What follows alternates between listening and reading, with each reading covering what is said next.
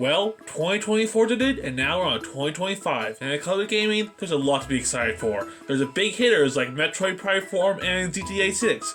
As for me, I'm excited for games like Split Fiction, Ananta, and Kingdom Hearts Missing Link.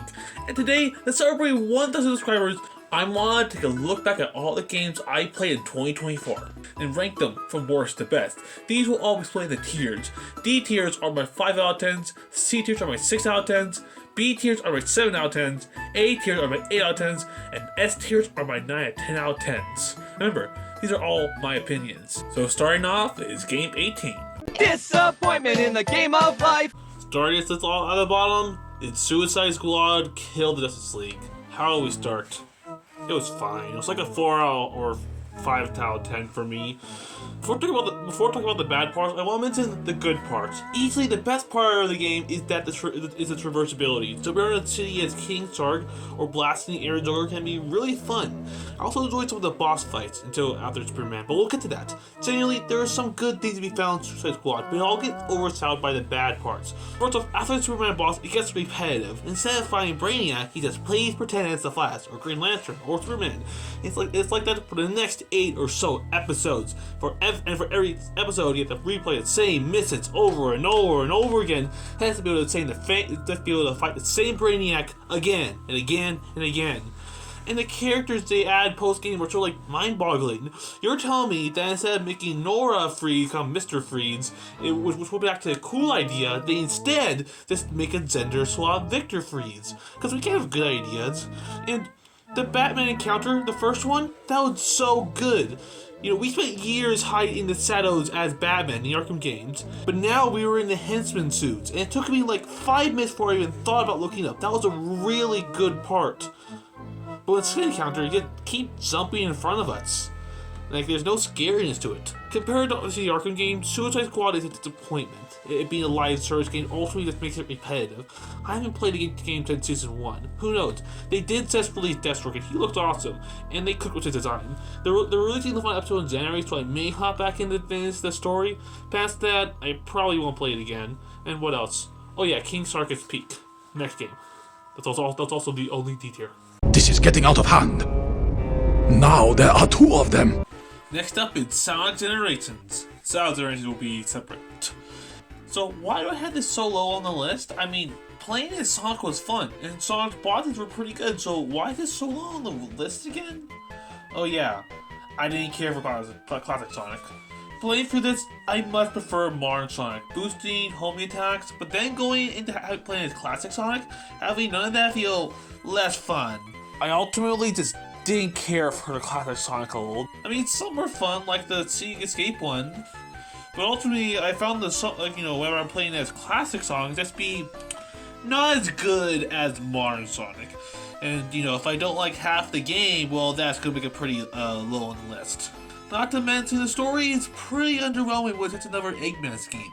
I mean, when modern Eggman gets captured by a tiny, you're like, oh, it's not an Eggman scheme. Then like 5 minutes later, it's like, oh, it is an Eggman scheme. Also, the final boss was kind of bad. I mean, the characters would not shut up. I mean, for the fight, it's just boost forward, avoid attack, homing attack, repeat. It's kind of stale for a final boss. It's a good thing there's a much better game attached to this, which we'll get to soon. This is also the only C tier. Now on to my B tier games. Oh yeah, Luigi's Mansion 2 HD, one of my favorite 3DS games. Of course, this game is a port, not a remake like some other games on my list, so it's not as high. While Luigi's Mansion 1 through are objectively better games, this one has a soft spot on because it's the one I played every October on my 3DS as a kid. And considering how my X button broke on my 3DS, so I can't play it on my 3DS, so being able to play it again on Switch is cool. Because, you know, for X I kept indoors. Like I said, it is just a port, so not as high on the list. But it's still a game I very much enjoy. Also, I want to mention that after doing my Let's Play for this, I streamed a minimum gold challenge run that I never got around to edit into a full video. So I'll just tell you now, you can beat the game with just 5 coins. These ones right here that you can't avoid. May I please take your order? Call me the Game Awards because I'm including a DLC and a list of games I played in 2024. Number 15, Splatoon 3 Side Order. Do you like elevators? Because in this DLC, as you go from floor to floor doing different sound rooms, you're going to get a lot of tips to increase your skills. What I like about Side Order is that every playthrough is going to be different because floors are random. You get different tips that give you increased skills, so trying to find the best combos and ability can be very fun.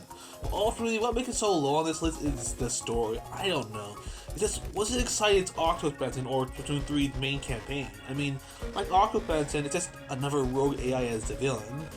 It's like, yeah, I prefer Splatoon 3's main campaign. The DLC feels like a downgrade from the main game in terms of the story.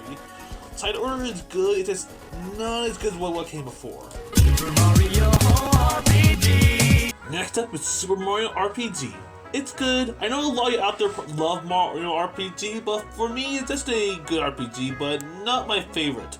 The Mario Luigi games hold the title as my favorite Mario Luigi RPG series. As it was my first time playing this game, I got to experience all the game's original characters for the first time, like Zeno, Mello, and Booster! Not to mention, the remastered music is very good for my background music. For my views, of course. And fighting enemies using everybody's moods, especially Zeno's, using his beam attack! So yeah, RPG, you know, it's fun, just not my favorite Mario RPG. You know, also another note to talk about was Mello. Everybody's all talking about Zeno, but no one mentions Mello, and he actually turned out to be one of my favorite characters. Also, I want to say, I don't know if I was under level, but I just found the game to get really difficult at times, where I just kept on dying. Like again, I don't know if I was under leveled, but yeah, RPG, it's a good game, just not my favorite Mario RPG. What the world needs now is love. Super Paper Mario. Now we're starting to get into some good games. Super Paper Mario combined leveling up and 2D Mario games into one thing, and it's pretty fun. And it has one of the best stories in Mario games. I played this game for the first time after playing Thousand Year Door, which we'll get to soon.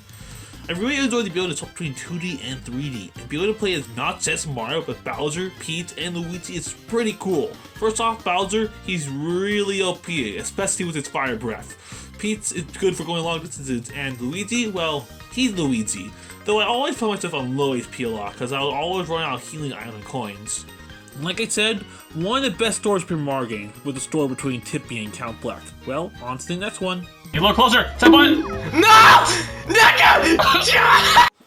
If there was any game I recommend you play, it's this. This is Biped, one of the best co-op games I've ever played. You control these little robots with your joysticks. Left stick controls left leg, right stick controls right leg, and this game creates so much rage towards you and your friend, because this game needs teamwork, or you can just kill your friend in a horrible, painful death. There's also a good variety of levels. One moment you're in like a tech place, then you're in a forest, and then you're in a desert. There's also time trials and everything. So yeah, go play Biped, go have a blast with your friend. That's assuming you have a friend. If you don't, I'm sorry. Astrobot. Rescue Mission. Before there was Astrobot, before there was the Playroom, there was Rescue Mission, exclusive to the PSVR. You see, in April of this year, I found a PSVR in a value for like $40, and one of the best games to play on it was this. And this game is pretty good. One of the best VR games for PSVR. It plays pretty much just like the newer Astrobot, but it's a lot more linear. It's more of a straightforward path in a big round area. Of course, there are bots to rescue, but they're all normal bots. There aren't any cameo ones like Ratchet or Aloy. Also, there are these minigames you can unlock by finding these chameleons. And of course, it's a VR game, which means, you know, everything's up close and personal. I'm like, Osbro, he's right there. Hello, I see you, you see me. I can even see myself. At times. But, you know, it would be cool if they made another Astrobot game, but it's highly unlikely they'll announce another one immediately after I played this. Oh, they did. Okay. Say, fellas, did somebody mention the door to darkness? We're into the top 10 now. Next up, Paper Mario, the 1000-Year Door. Now we're really starting to get into some good games, and this is only slot number 10. But what is there to say about this, huh? Well, first off, the variety. One moment, we're in a town, then we're in a castle, and then we're in a wrestling ring. There's a lot of variety and locations in this game, and the battles, being able to control is not just Mario, but our partners as well, is very cool, as this is my first time playing the classic Super Mario style, as someone who's only played the newer Mario games. The game also has some very good bosses. My favorite chapter was probably the train one. One thing I didn't like though was the backtracking. It feels like I'd be walking through the same corridors over and over again, avoiding the same enemies I've already fought. And when it comes to the partners, my favorite was probably Bobbery, as he has a really compelling backstory. Well, that's everything I had to say about Super Mario Thousand Year Door. Now, on number 9. This is a Paint. bucket. I need to prepare you for number 9. This year, I played 3 Paper Mario games. Super Mario, Thousand Year Door, and Color Splats. That's right, I like Color Splats more than Thousand Year Door. Now before you get all your pitchforks out and try to cancel me for my opinion, I have a very detailed explanation of why I like this game more. I just enjoy it more. You see, this is one of the best Paper Mario games for the humor. I feel like I constantly had a smile on my face when playing this game. And Huey, he's one of my favorite Paper Mario partners. I mean, look, there he is on my YouTube banner. I love the way how paper crafted the world looks, and all the character interactions from Toads and even bad guys. Yes, there may not even be original bosses, or fighting may be kind of useless, and it's also just Toads on the islands have more original characters. But that's something about this game I love. I remember watching Jack Scott play this game, and that's one of my favorite Let's Plays of his. And playing this game for the first time this year, it felt just as good. If I had to pick between Thousand Year Door and Color Splats to replay first, I'm going with Color Splats. This is my favorite Wii U game. And please remember, these are my opinions. If you don't like the game, that's fine. But I just really like this game. I feel so funky. So, I have to say, I did not expect to like Funko Fusion as much as I did. I mean, I don't care for Funkos that much. I only own a few. But I guess I shouldn't be surprised considering this game was made by previous TT game employees. Guys who made LEGO games. I have played every LEGO game, even the ones of movies I've never even seen before. So this was an unexpected favorite game of mine this year. Of course, it still had some issues, like sometimes I get confused in what to do, and there's a lot of times where there's just way too many enemies when trying to fight the boss. But in its core, it's like a LEGO game. We got collectibles, we got stud-like things you need to collect for pretty much a stud mirror. And it's like LEGO Dimensions, except it's not loyal to life. What I really like that is while we're in one franchise, we can just find another character in the middle of another franchise. Like, let's say you're in Battle for Galactica, and boom, you just find Voltron there. And when you play the game, when you return to the first world you visited, you'll find characters that wouldn't have been there originally because you didn't find them yet, and now they're unlocked. And I also like how they keep adding stuff even post-launch. They keep adding characters and stuff. They've even released online co-op. So yeah, I'm very down for 10 games to make another Funko game. It's something I never thought I'd say. Well, on to the last A-tier game. I'm a Persona! Persona 3 Reload. First off, I want to mention I have never played a Persona game. So what caught my attention for Persona 3 Reload? The pause menu. I'm serious. The pause menu is what caught my attention for this game. And I'm glad because wow, this game is good. I'm still not that far in, only about 10 hours. It is a Persona game after all, so I'm taking my time. Right now, it's just, an A tier for me, but maybe after, I play for more and get more done, it might upgrade to an S tier. But as it stands now, currently an A tier. First off, the music, it's so good. It's already stuck in my head. Then there's the day-to-day life stuff, going to school, doing work, and making connections with the characters. Then of course, the game gets really good when you're exploring Tartarets, fighting enemies with that fantastic battle music. I'm currently on like floor 28, on like the secondary area of Tartarets. This game is good. I can only imagine how much better it's going to get the more I play through. Now we're heading on to my S tier games. These are my 9 to 10 out of 10 games. Marvel Rivals. Now this is how you make a live service game in 2024, by making it actually good. First off, it's a big variety of characters. Of course, you got the classics like Captain America and everything, but you also got lesser known characters like Luna Snow. Because it's a 6v6 shooter, there's a lot of characters. And when you find that one character that becomes your main, the game becomes so much fun. For me, that's Star-Lord and Psylocke. These two characters are so much fun to play as.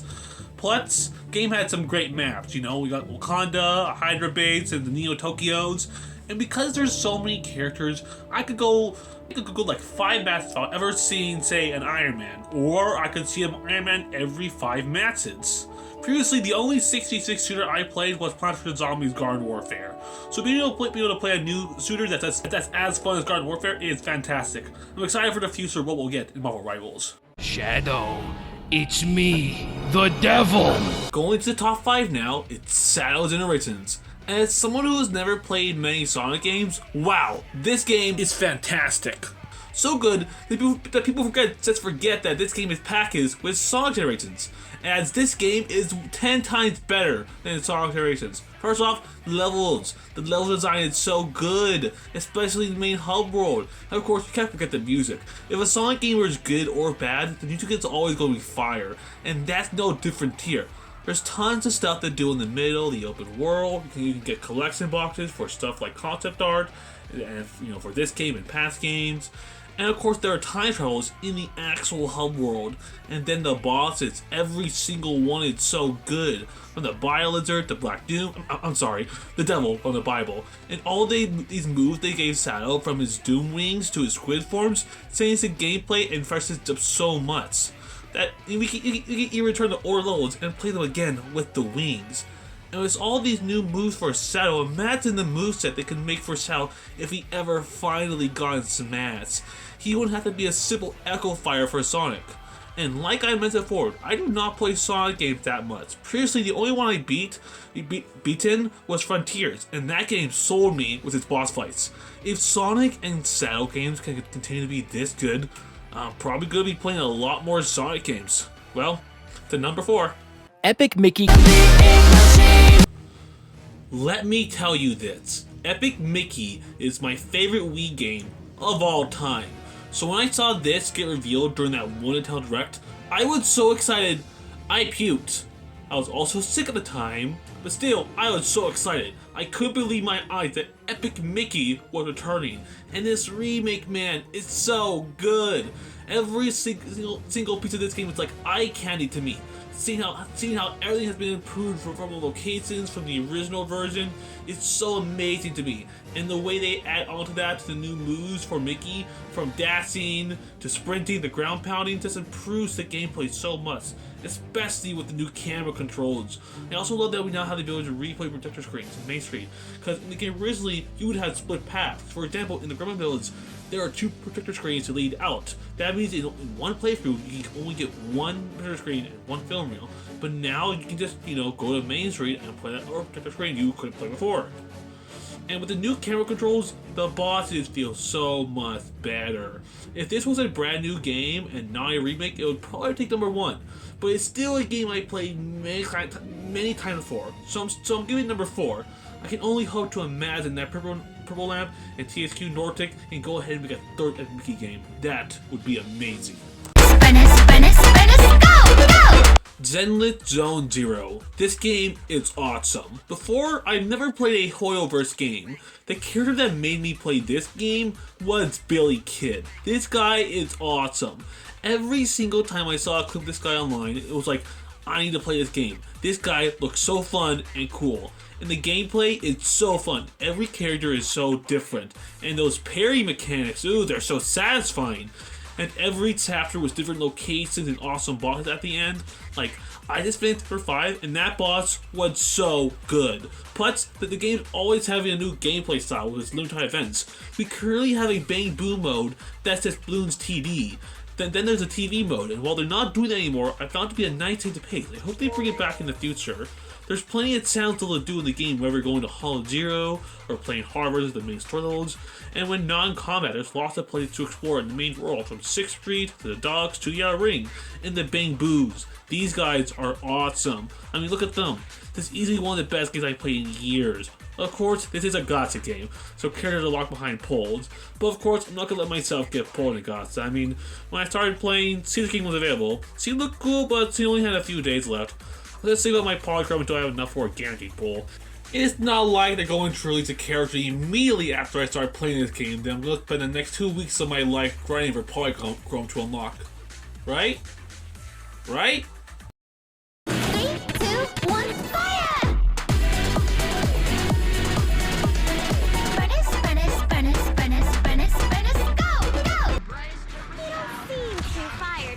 I regret nothing. I cannot gonna tell you how excited I was when a new Mario and Luigi game was announced. After years of nothing from this series after the bankruptcies of Alpha Dreams, it seemed like there was no hope for a new Mario and Luigi game. But there was hope. Screw IGN, this game is a masterpiece. This is everything I wanted in a new Mario game. Every island is pure fun. Interacting with new characters. I mean, look at all these characters. They're just plugs. Just like older Mario games. Just making random objects living species. And the combos between Mario and Luigi for jumping attacks, hammer attacks are so good. Watching them just beat up the bad guy with their bros moves. And exploring every little bit of islands is fantastic. And Luigi, it's always the star of the show here. Whenever he pulls out Luigi logic. I mean, look at him. He's thinking. And characters like Connie and Snoutlet are easily coming to some of my favorite Mario Luigi companion characters. And since it's our first Mario game with Kevin Afghani, we got to hear some great Italian zeros from him in this game. I'm still in the middle of my playthrough of this game because I didn't do a lot of streaming in December, but if I love this game this much and I'm only halfway through, that shows how good it is. The future of Mario Luigi looks bright. But of course, this was only number 2. Only one game can take the title of my favorite game of 2024. And you know what it is. No more waiting around. To think, a year and a half ago, I was at 0 subscribers. And now here I am, at 1,000 subscribers. And I have all of you to thank for that. And for my favorite game of 2024, it could only be this. Astrobot. The game that came out of nowhere and became one of my favorite video games of all time. This game is perfection. Every level is perfect. 1 minute, I'm going to a snow level, then I'm in an Aztec ruins, then I'm climbing a tree, then I'm going to a casino to gamble. This game had it all, and every level brought excitement upon going in it, and the thought of what characters I could find. In the first level, we find Ratchet and Rivet. When I'm in the casino level, we find Sly Cooper and Joker. There's always excitement for whoever I'm playing. There's always excitement to playing a new level, and all the thought of who you can find, wherever they are. And then finding the characters, their signature items, and watching the crowd site grow its life with all these little bots. And then the power-ups. There are so many power-ups. From the dog, the chicken, to the elephant. There are power-ups that you only use in this game once. That's how good they are. Like the mouse power-up. Then the sound levels. They have a good little difficulty, but not too hard. Once you learn how to do it, it's so much fun. And the music. Astrobot is fantastic. I use so much for my background music for my videos. And even after the game released, we're still getting content.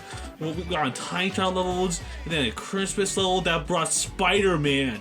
Spider-Man! And every single boss is so good, especially the final boss, which of course I won't say because of spoilers. Team Asobi nailed this game. It's a 10 out of 10. No, scratch that. 11 out of 10. That's right, it's so good it went above 10. And there's still things to talk about. Like after fighting bosses, you go play level themed after a game, like Ape Escape, God of War, Horizon Zero Dawn, or Loco Roco of all things. And then you use the powers of the main characters from those games. Yeah, let's see, what else did I talk about? Oh yeah, gacha. You can spend your hard-earned money on gambling for items for your bots, style for DualSense, and costumes for Astro. This game is what we needed. I had a smile every second I played this game. And that's how it needs to be when you're playing games, to have a smile on your face. Thank you. Thank you everybody for watching again. And I couldn't have done this without you. Thank you for 1,000 subscribers. Well, until next time, stay perky.